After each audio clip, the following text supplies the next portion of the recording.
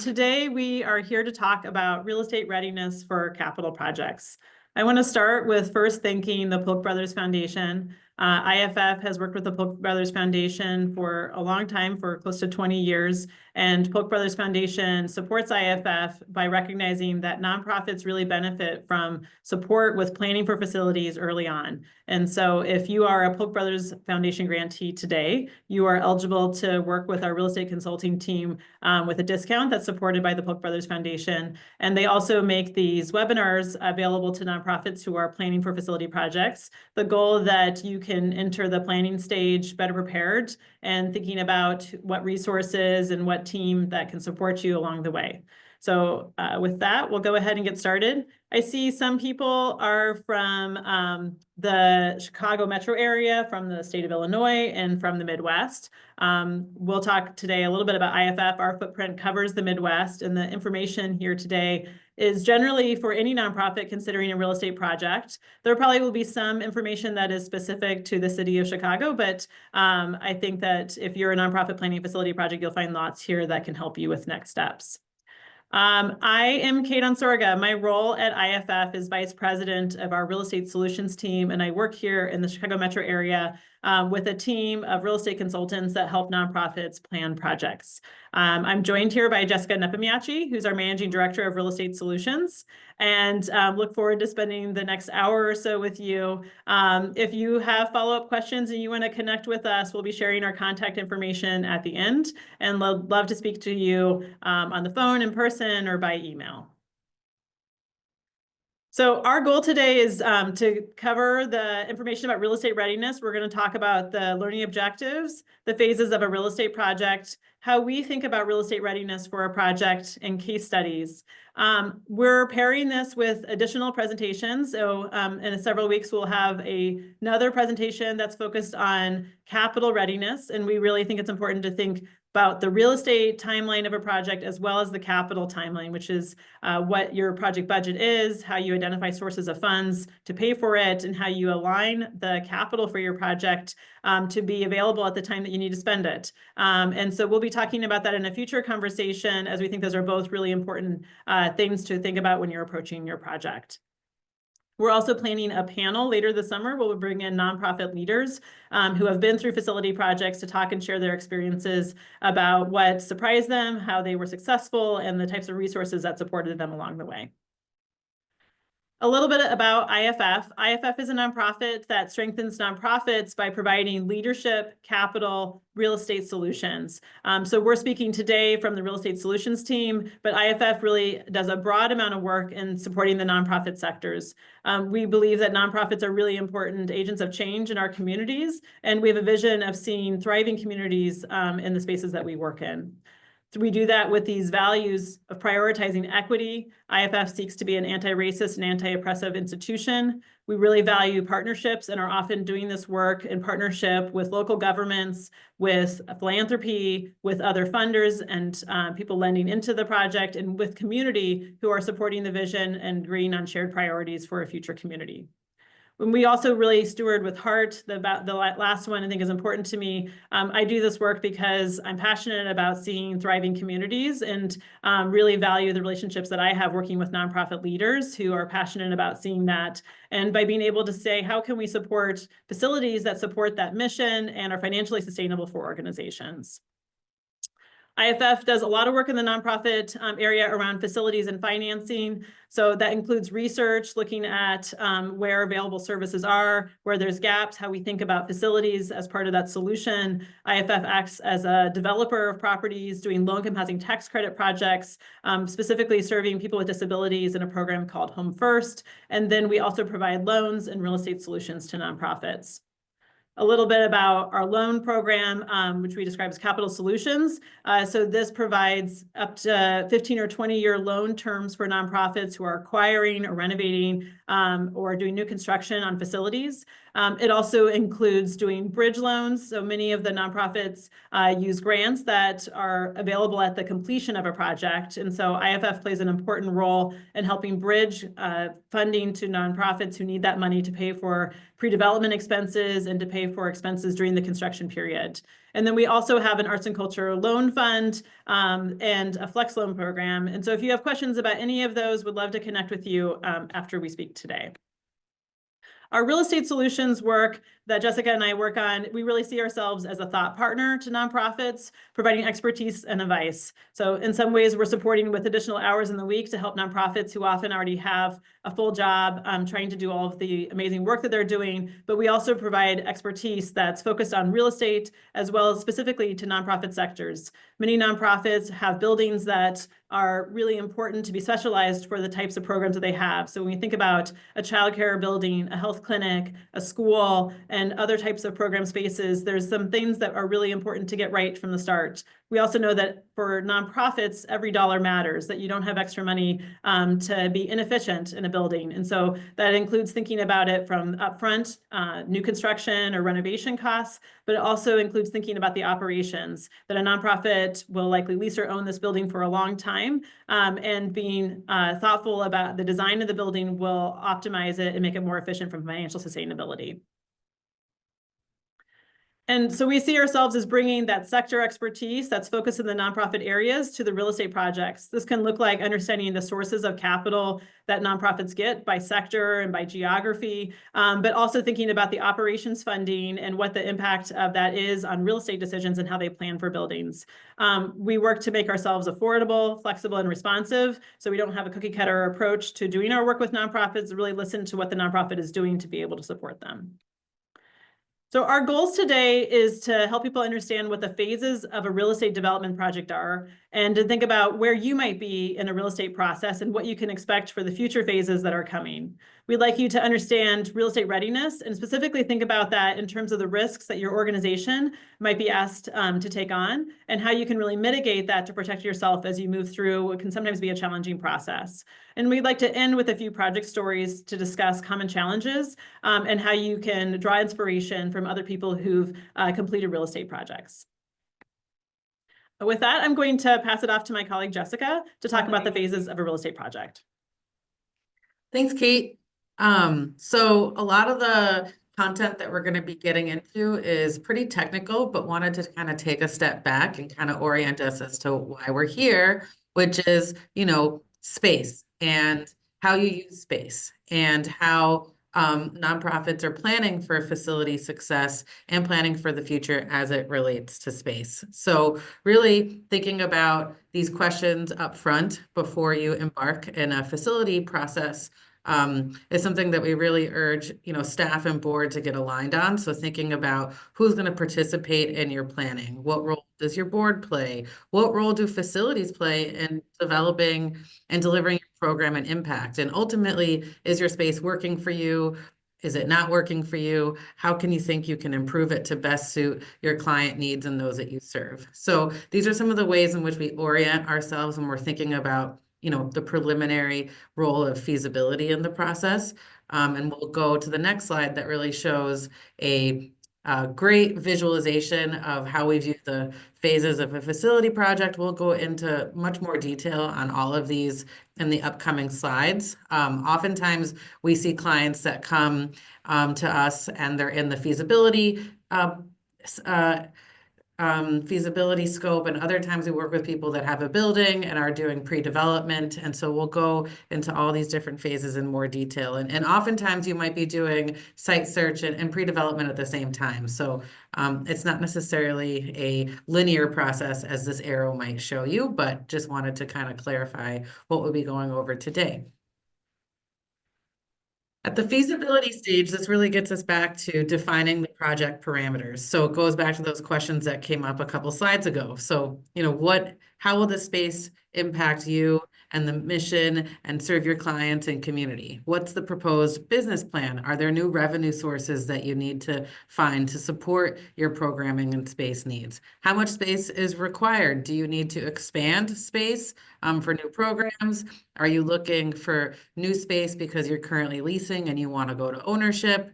And where to focus your site search. So many of the nonprofits we work with, work in varying geographies, and some are really place-based. So thinking about where site search is important is really crucial. And then unique facility requirements. So childcare, early childcare centers, health centers, those have really specific unique build out needs that might differ from open floor plan, office, other kinds of mission-oriented organizations. And then, of course, like I said earlier, defining your project parameters, including is your organization considering leasing or buying, and what are the different benefits and opportunities attached to those decisions?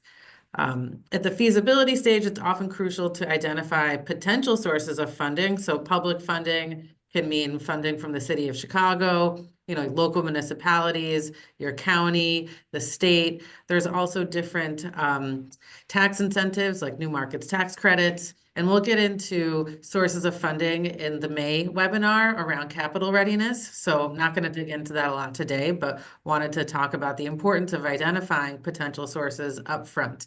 And then thinking about next steps. So who's involved as a decision maker in your facility decisions? Is it the board? Is it the staff?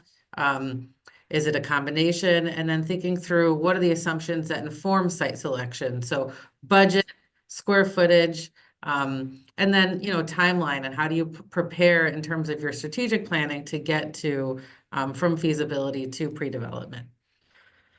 The next slide. We'll talk a little bit about site search readiness. So this really, again, goes back to how real estate readiness, what we're talking about today, aligns with capital readiness, which we'll talk about in May, but really thinking through how you're going to align on your project budget. So what are you solving for? What are you fundraising for? And that really is tied to your property size and your construction assumptions. So that's your total development budget, your operating budget, tied to estimating your annual operating expenses and revenue, and what's going to change because of the facility project that you're embarking on, as well as estimating occupancy costs. So we work with a lot of nonprofits that are using free space in public spaces or are not paying for occupancy costs right now because they might be co-located. And so how to best think about and estimate what you can expect to pay in occupancy costs. And then, of course, as I mentioned before, what kind of capital funding is required. And some capital funding is actually tied to site location. So some tax incentives are tied to a specific census tract. And so things like that might inform your site search process.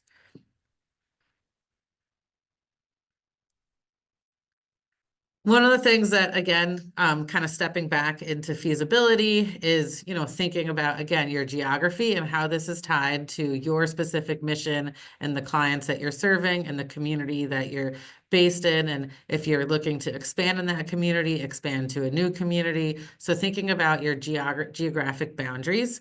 And then, of course, your proposed space needs. So is this a unique build out? What kind of building might you be looking for? Do you need an open floor plan? And, what are the elements that kind of come with that space that you need to think about specific to your unique organizational needs, and then how that ties to the property criteria, such as, is it close to transit? Do you need parking? Do you have folks coming in from all over to get to your services? Do you have staff that have different needs in terms of neighborhood characteristics? So really tying your property and to your mission and your geography, and getting aligned with your board and the decision makers up front is pretty crucial. Next slide. This is more of a timeline process here. So again, there's no tried and true rule around searching for a site. This is all dependent on the nonprofit strategic planning and needs and what's going on with your space. Is it an emergency? Do you have time to build out? So, we estimate oftentimes when nonprofits are engaged in a specific site search process that, you might want to consider working with a broker, consider off-market properties, identify a short list of properties, and really work with a consultant or someone to support you to assess the property condition to understand what the path might be to renovation or different requirements that are tied to capital later on in terms of, what your specific build out needs are. So this gets you to, preparing the project budget. And again, site search and feasibility are kind of, tied together in the sense that in the feasibility process, the hope and the goal is that you align on a budget, and then that informs your site search process. So once you have an identified site, preparing a development budget, that should include acquisition costs, hard costs such as construction costs, soft costs such as professional fees, architect fees, contingency, and then of course the operating pro forma estimating occupancy costs. One thing I want to stress here is that this process isn't easy, nor is it only 3 to 6 months. So you might need to really revisit your site search criteria if, what you're looking for is not on the market. Does that mean you have to adjust your square footage, adjust your budget, adjust your geography? And how does that impact your overall mission and goal in terms of the facility? And then, of course, real estate readiness in terms of site due diligence, which we'll get into later in the presentation, but really thinking about inspections, environmental, survey, is the zoning appropriate for your use? Do you need to change the zoning? Who do you need on your team, such as an attorney, to help negotiate the purchase and sale contract? Pre-development phase. This is a very long phase depending on where each facility is in its own process and where each nonprofit is in its, capital readiness and real estate readiness. So financing and fundraising can include public funding, bridge loans, capital campaign, and the timeline to do that is really dependent on the organization's ability to fundraise and the availability of capital in the market. Site due diligence. So this is related to what I had just said in the prior slide. So making sure that, prior to acquisition and of course, prior to construction, you have all of your zoning complete, environmental complete, and testing to ensure that you're in compliance moving forward. And then of course, developing your development team. So we'll get into that a little bit later, but who are you going to engage to do your drawings? And selecting a team that you can really trust to guide you through the process around making design decisions as it relates to throughout schematic design and getting all the way to your permit. And then engaging a general contractor early to get cost estimates, especially in this changing market, to really understand what you're drawing and how that impacts your budget. Project readiness is really, the final step in terms of getting your construction permits right before you can start construction.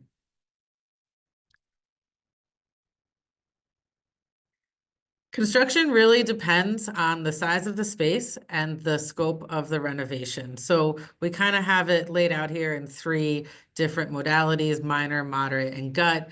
Of course, this depends on the condition of the building that you are purchasing or leasing. And so it also depends on the fundraising and the phasing of the project and what, each nonprofit and each, business really needs to get started and to generate revenue, and also thinking about, phasing. Some facilities might just need a moderate layout change and improve building systems, while some really need a gut renovation to make your program work. Wanted to talk about the role of the owner's representative here, because it can be a vague term, but when we use it, we really mean someone who you hire, a consultant, to work on the behalf of the owner to help make decisions throughout the construction process. So nonprofits, EDs, board volunteers all have full-time jobs, and it's really a capacity issue to manage a full-time real estate project. So an owner's rep attends weekly owner architect meetings and contractor meetings, work with the owner to approve change orders that come up throughout the construction process, and manage the construction contingency, as well as review and process monthly payment applications from the GC or other vendors. The owner's rep also works to coordinate other vendors. So the GC general contractors typically do most of the construction, but there's a lot of other partners that go into a facility project. So thinking about your furniture, your security, your signage, and working with the team to train maintenance staff and review your warranty information, a lot of things that go into closing out a construction process that ties to making sure that you can get occupied and get your C of O on time. So I'm going to hand it back to Kate to get into real estate readiness. Thank you. So thanks for bearing with us as we talk about the real estate process. And now we really want to think about, like, are you ready for these things? I think about real estate readiness in the following kind of 6 categories, which is your site control. So we talked about at the beginning, the site search phase before you commit to a building or commit to a piece of land at the site control phase. So do you have that tied up with a contract? Do you own it? What is your kind of level of control of the property that you're working with? What do you know about the site conditions is the next one. So site conditions, you hear a word called due diligence. Due diligence is referring to investigations and reports that you collect for that property that help inform you and your team around what you can do with that. So understanding what the suitability of the soil is for the construction, understanding if there is environmental contamination historically on that site, something that can be quite common in like a city of Chicago location, and understanding other things like survey and information that you should collect. Could also be like hazardous materials, lead and asbestos. All of these are things that you want to collect at the time that you identify the property so that you can use that information as you're going through the next phases of design. Zoning. So are you allowed to do your program as of right with the current zoning code, or will you need to do a zoning change or a special use process? Design, how far are you through design? We'll talk about different milestones that you go through during the design process. Have you identified a contractor? Are you working with someone that's helping you cost estimate what the project is so that you know what it costs, which leads me to the last, but certainly not least, which is, do you know what your budget is? And how are you using that budget to do fundraising for your project? So when we talk about site control, there's different ways that you can control a site, from lease and for sale, and there's also different sources of it. So is this a private parcel that you're purchasing or leasing from a commercial landlord or a traditional seller, or is this a city-owned piece of land? We'll talk a little bit about that in the next couple of slides. As I mentioned, that site due diligence is really important for you. Typically during your inspection period, you might have the ability to collect these reports so that if something comes up in one of these reports, it might actually change the price that you're willing to pay for it. So if you learn that there's environmental contamination on the site, that might lead to you addressing that before you take ownership of it to prevent liability as you have an owner having that. And then typically the kind of different zoning issues that might come up is that you might be required to get a special use for your proposed use. So this might come up with an emergency housing project with a food pantry that will need to go through a special use process to get that approved to be considered by the community and to get support for that, versus a zoning change. In many cases, architect can help you review what your proposed use is and the current zoning of the parcel. And you might find that you need to work with a zoning attorney who will guide you through a zoning change if you need to go through that process. These are, again, things that you would want to do at the time that you identify the property, because in the situation that you purchase a property and you do not do a zoning review and the property will not allow you to use it for your proposed use, later you could have challenges that could be very costly in terms of both money and time if you have to add that and you weren't expecting it. In the city of Chicago, the city has a process for city-owned land. Historically, they had a dollar lot program, and so many organizations that had kind of a community benefit or charitable use for their project would be able to work with a local alderman and to acquire properties at the price of $1. The city has transitioned in 2022 into a program called Shy Block Builder, which is an online portal that allows people to submit bids for projects. It is still possible to acquire properties for discount from what the market value is for that project, for that property. But an organization typically needs to work with both Department of Planning, City of Chicago, and with aldermen to propose what they want to do with it and go through it. And at that time, there was also the opportunity for other people in the market to put bids in. And the city ultimately will make a decision about taking the highest bid or considering a lower bid if it has a community benefit to it. The city has also worked to identify environmental review of these and to be able to provide that information where possible. If you are looking for a city-owned land that is currently not available for bid, it's good to know that there is a button that you can press on the Shy Block Builder website that allows you to declare interest. And IFF works with many nonprofits who are looking to use city-owned land for their projects and can help prepare nonprofits for what the application process is, and then also for the process afterwards where you're working to acquire it from the city of Chicago. While organizations are trying to identify sites, a great tool that we frequently use with our projects is an ETOD map tool. ETOD stands for Equitable Transit-Oriented Development. And the goal of this is to help identify sites that are near transit. I think this tool is really helpful for anyone, even if transit isn't a priority, but I think that transit is something that's important to consider as you're looking to identify sites. What I like about this website is that it also provides information about funding resources. So it gives the representatives' political affiliations that are associated with the location of that, and shares information about demographics and amenities, and that can be very helpful for you as you're selecting your site. In the real estate readiness, I also think about that team, right? We talked about the design team and your general contractor team, and just really recognizing that when you build a team, it's usually more than just an architect and a contractor, even though those are often the first two people that people think about in a real estate process. If you look at this list, you can see that there's a pretty long list of people that you will likely be working with during a real estate process. This includes, people that you engage pre-construction to support you with cost estimating. We mentioned the owner's representative role, so a project manager who helps you with day-to-day, week-to-week work, environmental inspectors, people who do geotechnical, which is like digging into the soil to understand the condition of the soil for the building that you want to build, and then a long list of owner vendors that are typically not included in a construction scope of work. So this includes like office furniture, it could be kitchen equipment, it could be security systems that you add to it, low voltage, which is like the computer wiring and the phone systems and other things that you add to it, and may include additional consultants for energy efficiency or historic preservation. Another thing that I think about during the real estate process is organizational capacity. So we're really thinking about readiness for projects. And so a lot of that is solely focused on thinking about the control of land, the architect and the contractor team. But an important thing to think about is your own capacity and your ability to start this project and to continue it on and get completion. So there's really three different pieces of that. I think about the staff who are dedicated to it. So who is the point person at the nonprofit organization who is championing this project? What else is on their plate? Do they have experience in real estate projects previously? And how are they making time to be able to manage this with the rest of the work that they have?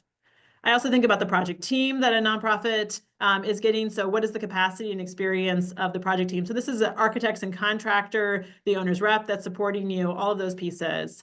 And then last, again, but not least, is the organization's board. And so does the board have history of doing real estate projects? Does the board have a history of raising money for projects? And how is the board participating in the strategic plan of the organization? And how does this facility fit into the strategic plan of the organization? This is the right time for a facility project in terms of board readiness and board engagement. So we see some organizations may have high organizational capacity that really allows them to hit on all cylinders and to propel themselves through a project, and other cases where there might be pieces of this organizational capacity that could benefit from additional resources. And so being able to articulate how you could support with additional staff, with filling a board slot, with some expertise that could help you with real estate, could really put you in a good position to be able to move faster. We also think about the budget. So a question I often ask is, does your scope drive your budget, or does your budget drive your scope? And so just to pause in that, like, what do I mean by that? Some people I work with say, I'm going to pay what it takes for me to get the program I want. So they want 5 childcare classrooms. They want to have a space that can serve 50 people. But they think about kind of how they measure impact as an organization and how they deliver that and what the space they need. And they're like, I'm going to find out how much that costs by working with a team, and then I'm going to raise the money to do that. We work with other organizations who are really being driven by a number that perhaps they have a relationship with a state rep that has led to an award of funds, or they have money that they've been saving up, and they really have recognized that there's a limited amount of money that they have, and that they need to be able to deliver it within this budget. And I would say that ultimately organizations are doing some of both. They're thinking about what they really need from a facility for their programs, and then they're also thinking about the financial capacity that they have to raise the money to do that. And so back and forth, they might be switching between, I feel like right now my scope is driving my budget, to like, no, I know that I can only raise this much money. I need to find a way that I can deliver what is most important to me within this budget. But having that frame of mind helps when you're thinking about decisions about, do I have the ability to find more money to add things that are goal items in this, or do I really need to think about how I might cut things back to get it to a budget that I could deliver today?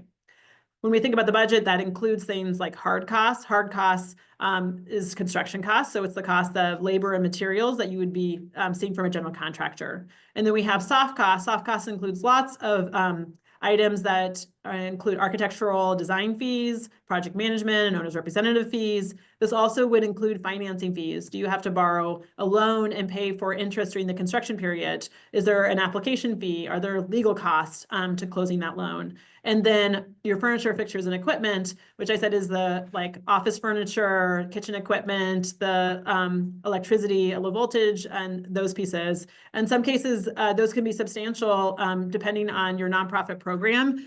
You might have unique furniture requirements, such as like a childcare classroom, which will have a substantial piece of the budget will be in purchasing chairs and cribs and all the equipment that you see inside that childcare classroom. Then we also include a contingency of 10% typically for a project budget. When we think about the sources to pay for these, I typically categorize these into like public grants, private philanthropy, and capital campaign that an organization might be doing with donors, as well as the possibility of debt. And again, that the loans, they might be bridging a source that isn't available until completion, or they might be a longer term loan that's being paid for out of cash flow once you're in the new building. A piece of this is the operating budget. Way back at the beginning today, we were talking about the feasibility study, and I always start there because many organizations get into a building, they get into a real estate project, and when I ask them what the business model for the building is, they may not have taken the time to really think through what will revenue and expenses look like in their new building, or they may have seen that has changed significantly. Maybe it has been a couple of years, maybe that'll have been changed as we think about the national landscape right now and what that means for operating funding. What does that mean for people who are planning facility projects today, who are trying to project what their revenue and expenses are going to look like in 6, 12, 18 months? The operating pro forma is incredibly crucial, and it can be easy to get very focused on the real estate and to do a back burner with the operating pro forma. And yet I find that it often catches up with organizations and will hurt them later because they'll be applying for a grant and the funder will say, how will you pay for this? What are your sources of revenue once you open your building? How many more staff do you need to hire to run the programs in a larger space? Have you thought through what your occupancy costs will look like when you own a building if you've never owned a building before? And so the work of the operating pro forma, I think, is incredibly important because it ultimately will lead to your success in being able to get the capital to pay for the building, but also will allow you to set yourself up for success when you're actually owning and operating that building after the project is completed. And so really thinking about what are your revenue sources today? Is there an opportunity to diversify your revenue sources in a larger building that you're proposing? And are you including all of the types of occupancy costs that you might be paying for? So things like insurance and property management, your facility personnel, who is on staff today, who deals with your facility? Will you need to hire someone? Will you be eligible for a charitable tax exemption if you own a building, or will you be leasing or having tenants in your space that might make you ineligible for a property tax exemption? And then how are you thinking about reserves? So how do you plan for having money so that you'll be able to deal with future maintenance problems that will come up as you are a building owner? So as we think about real estate readiness, the next thing I think about always is risk. We're often working with organizations to understand what risk they have in a project and what they can do about that risk. So, just to stop and really say, like, what is risk? For me, risk is the difference between expectations and realizations.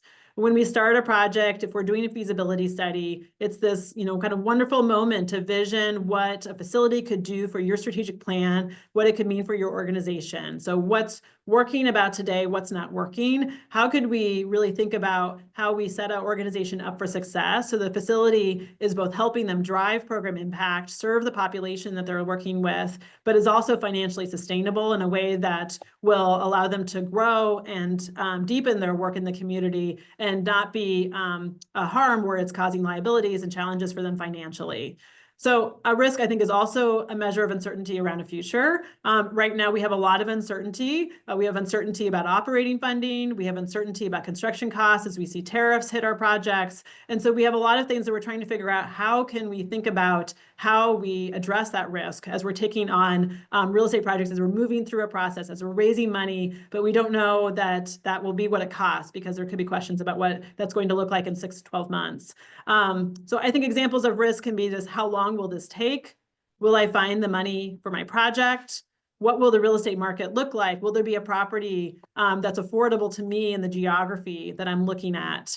What things will happen that I don't know about? Will I open the walls and that the condition of the property will be substantially worse than I had expected?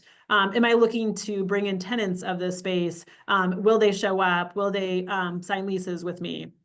I also just want to say that for all this time that we think about risk, it really is often unavoidable, that we take on these things because we know that they could bring great things for our organization and for our community. And so what I'm often working with nonprofits is to understand how we name that risk, how we quantify it, and how we think about what the harm is of that risk, and how we balance it against what we could do and what that means for the organization. So as we think about ways that we can mitigate risk on our real estate projects, I think a big one is really at that feasibility stage, identifying what our project assumptions are. What is it about this space that is meaningful for the organization? So 5 classrooms means that you serve 25 kids per class, which means that you have 125 more youth that are being impacted by this. So we have a story about what this means for an organization. When we have that story, we can then back into, what space is needed to get those 5 classrooms, where would it be located, what types of buildings would be available to do that, and we build the assumptions. And so when we're working with an organization, we're going to naming those assumptions, attaching rules of thumb about what that means in terms of what a project costs and how an organization is going to be successful at following through on it. It's also about thinking about decision-making criteria. So as an organization, we often think about, like, money is an important decision-making criteria, that I want to choose the most affordable way to do it, but that might come at a cost. So is that coming with quality? Is that thinking about community relevance and your partnerships that you want to have in that community, and thinking about other things that might also be important decision-making criteria? You don't just have money be the sole criteria, but there's probably several criteria. I think it's important to name those early on before you're actually making a decision, so that if you have disagreement between staff and board about what those criteria are, you're working through those criteria before you're actually in what could be a heated decision about selecting a vendor, selecting an architect, for example, or about negotiating additional costs that's going to impact and increase the cost of your budget. And you're trying to decide, can I accept this additional cost, or do I need to find a way to cut corners elsewhere because I can't afford to do the project anymore? And the last is just always making sure you have an alternative. So anytime I work with an organization, it's really thinking about like, you should always have a decision. There is never a situation where you have to do something. There may not be the decision that you like, and you may not be happy with what the alternatives are, but naming what those alternatives are for an organization so that you can really frame this as a story where you're saying, I'm not just doing this because I have to, I'm doing this because the alternative would be damaging to my organization, would not support how I make program impact, and would not be strategic for me as an organization. And so that full story of what your other choices are so that you're framing it that way can be really helpful with your staff and board, but also as you talk to funders to help really show like what's at stake here. If I can't get this funding, what would that mean for you as an organization? Another way we mitigate risk is really thinking about how we collect information about the project. So, we referred back to all those phases during the pre-development. The pre-development is a huge phase of property collection, property information collection. So we're trying to really understand what the conditions of the site are, to work with an architect to really understand, a complicated opportunity here of having experts help us shape what this could mean for our organization and understand all of this information the architect is providing me, like what does that mean for me as an owner? What decisions do I have? And how can I help the architect frame this in a way that I can see clearly what those design choices are, and ultimately what the design choices mean for you and the program and the ways that you serve community. It's also important to really understand the timing and availability of your sources. We've said this a couple of times here, but frequently we'll see that people have raised the full amount of funding for a project, but it's not available until completion. And they might actually end up in situations where they don't have any more money to pay an architect, that they're scrambling to find, $50,000, $100,000 just to keep projects moving until they can get their building permit. And so really understanding what cash do you have on hand and when is that available and how that aligns with what your real estate decisions are, so that you're not in a situation where you're making really costly real estate decisions, but you don't have the funds for it.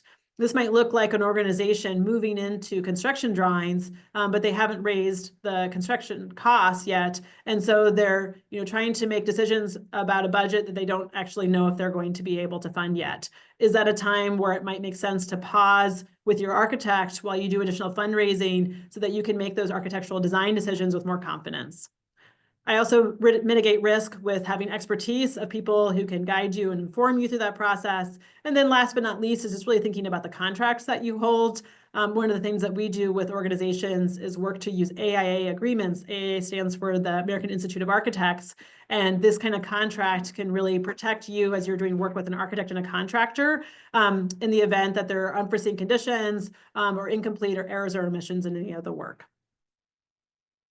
All right, I want to end with a couple of case studies. I said that one of the reasons I share stories is to provide inspiration to people, but also to provide expectations, that sometimes knowing how an organization has managed and worked through a project can be helpful for other organizations to prepare for this. So neither of these stories are very fast. But I think they are very impactful. And I think it can be helpful for you as you're thinking about a real estate project to prepare for that.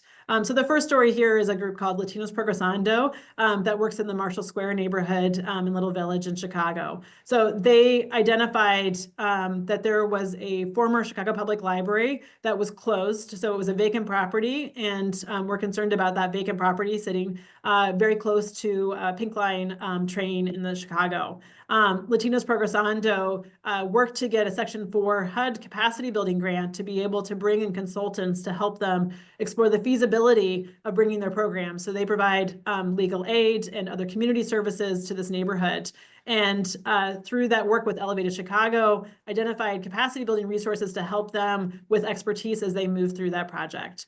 They worked with IFF as an owner's rep to bring in an architect to do design oversight and to work with a contractor. I would say that one of the challenges for this project is that because it was a city-owned property, in the city of Chicago, typically the city requires an organization to raise all of the funds for the building before they're able to acquire it. So during the pre-development phase, this meant that Latinos Progresando had to work with the city to get a right of entry. They could not just go into the property to be able to do investigations.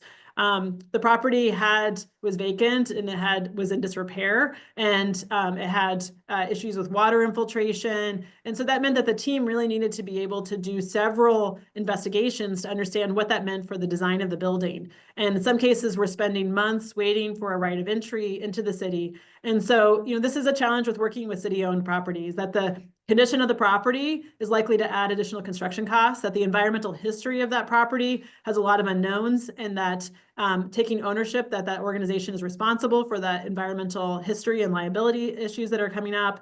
And ultimately, it led to the city restricting this property and saying that if this organization ever wanted to sell this property, that they have to sell it to a nonprofit. Well, why is this a big deal? They're a nonprofit. Obviously they have a vested interest in seeing this property continue to be a community anchor for future nonprofit owners in the event that they get to a point where this is no longer in the right location or serving their program well. But what ultimately that restriction means is that it also reduced the appraised value of them. And so this is important as we think about financing, right? And so all of these pieces that we think about real estate readiness, that a city-owned property really does impact real estate readiness as people are moving through projects. The pre-development phase for this project was 6 years. And so that included land negotiation with the city, that included fundraising, that included the design process.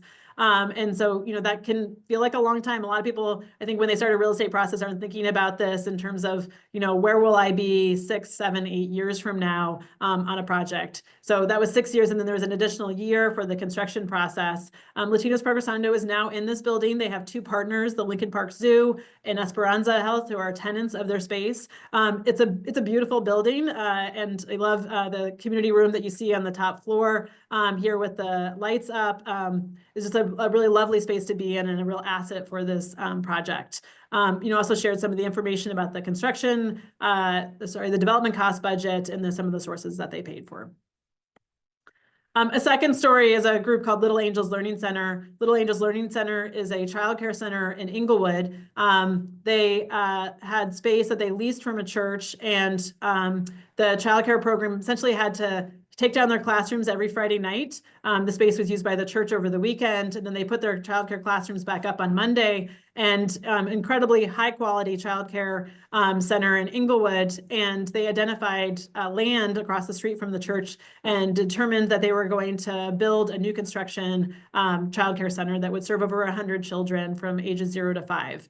In 2018, they received $2.4 million from Mayor Emanuel, and started working with the design team and construction team. The project is just finishing construction, so they're in the space just in this last month or two. And so as we look back to 2018 to 2025 and the timeline for this process, this project really hit significant cost increases during the pandemic. At one point, construction costs went up 10% in a 6-month period. And working with funders to be able to quantify how construction costs were going up, how that required additional funding to be able to pay for those costs and why that was happening. And then also having to resubmit for a special use and zoning approval because of some of the delays during the pandemic. All of that is really understanding where are you in the real estate process. Jessica talked about this isn't always linear. Sometimes it feels like you're moving forward, and sometimes it feels like you're actually moving backwards and having to redo pieces of work. And so we want to avoid having to redo pieces of work on our project. And so really thinking about timing your decisions so that they're propelling your project forward and you don't have to redo design or redo a permit process or redo zoning and have that be additional costs for your project. All right. I just want to take some time to thank everyone today for listening. We're going to wrap up here. I want to just remind people that IFF provides real estate solutions to help nonprofits with projects like we talked about today. Our work looks like as a consultant supporting people at feasibility stage, to understand facility condition, and to support site search, and also provide day-to-day project management during the design and construction phases. We also have several capacity and technical assistance programs where we resource organizations with kind of on-the-spot real estate consulting as they're navigating real estate decisions on their project. I'd like to end today with opening it up to questions. And so if you, I see that there's been some action in the chat. I'll see if there's any questions from the chat, or if people want to come off mute and ask a question, I would invite you to do that.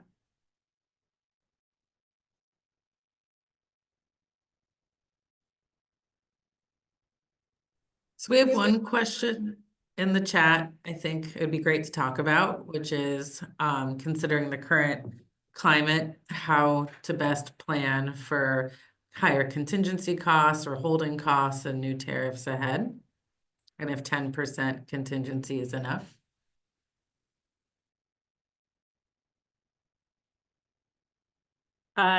Thank you for that question. So we're working through this right now. So, we've been in conversation with contractors just this month about what tariffs mean and are looking to see in our construction projects if this is going to lead to change orders and additional costs during the construction phase. And so I would say right now, I don't have an answer that I can say you should add more. And we're actually working with the government on several projects that have government funding. And in most cases, the funders do not want to see more than 10% contingency, that they're actually worried that people will be padding the budget, that they'll be adding in costs, and that as a funder, they're concerned that those costs won't occur and that they'll have awarded too much funding to a project that won't have eligible costs. And so I think this is like a real, threading the needle of how you think about your risk as an organization and being able to prepare for that, but you also protect yourself by having enough funds that you can handle this. And so I think during the pre-development phase, like I go back to the assumptions, like what are we using as assumption in your project? What is your construction cost based on? And this means for us as an owner's rep, we're talking with contractors about how they're evaluating something in a, like a architectural design moves from schematic designs to design drawings to construction drawings to permit set, usually for construction. And so as you move through those design stages, more and more information is available about your project. I want to let people know when you're at a schematic design or a design drawing stage, your architect may not have always even engaged consultants to support them with some of the building systems and understanding. You certainly haven't made lighting design decisions. And so there's a lot of things that if you're getting a cost estimate from a contractor at a stage like schematic design and design drawing, there's so many unknowns, tariffs being one of them, but they're just one of many unknowns that we have about a project.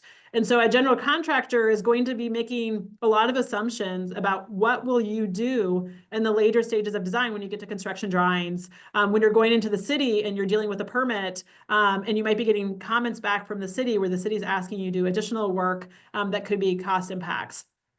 And so this is when we work with our projects, working with your architect, the owner, and the contractor to name what could happen. What are we doing about that in terms of putting, additional funds in a line item and assuming a higher cost? So there's some trades that are going to be more impacted by tariffs than others. And so I would say that while tariffs are the thing that's screaming on the headlines right now, that I think that we look at the real estate process, there's a lot of things that we're working to try and name what could happen. And so tariffs should just be one of those things that you're talking about during the pre-development phase of a project. Hi, Kate. This is Kaya. I have some questions. So my name is Kaya. I own Building Projects Architecture and Engineering firm. We're actually working with IFF now on a project at 6130 South State Street, and then potentially a new project for the Union League of Chicago. We're an architecture engineering firm, and we just wanted to know from our perspective, what's the best way to work with your firm when we have a new client that hasn't engaged you first, and we're coming to you to hire you as our consultant. Yeah, well, it's great. We always love connecting with people in the industry on the architecture and construction side.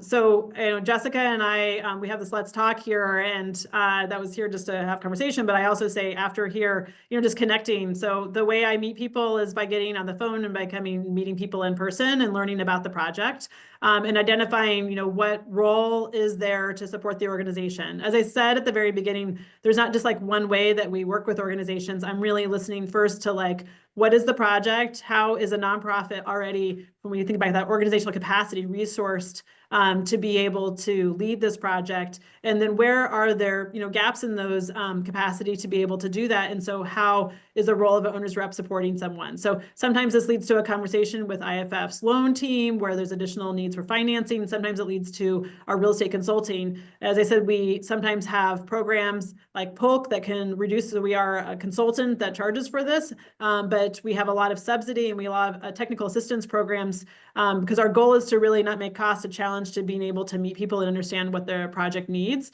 and to being able to provide that. So I think that my long answer to that is pick up the phone, call me, send me an email. I do, calls all week long where I'm meeting people and listening to what they're doing on their project. Perfect. That sounds great for us. So we'll do that. And then I just wanted to ping, I'll drop my email and my website in the chat. If anybody has any questions, we do a lot of research and development analysis for free on projects. So whether it's new construction or renovation, we work on a business to business. So if anybody has questions, you can feel free to email us as well. Thank you.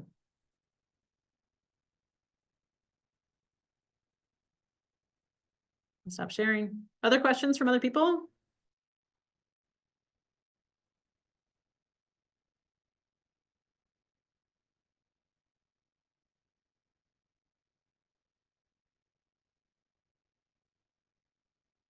All right, well, I will share my email in the chat as well. And if you want to reach out to Jessica, to me, please do so, and love to set up some time to meet you and talk more about what you might be going through. Please don't, let I'm not far enough along on a project be a barrier to reaching out. I actually think it's really helpful talking to people earlier in a project when you're still trying to figure out what might be a plan, how you might think about who can help you with that, how you think of it internally about it, and externally about who can support you with that project. Thank you all for spending an hour of your day with me. And I saw someone was asking about the next information. So we'll be following up to share how to sign up for the next presentation, which we said would be about capital readiness. Thank you.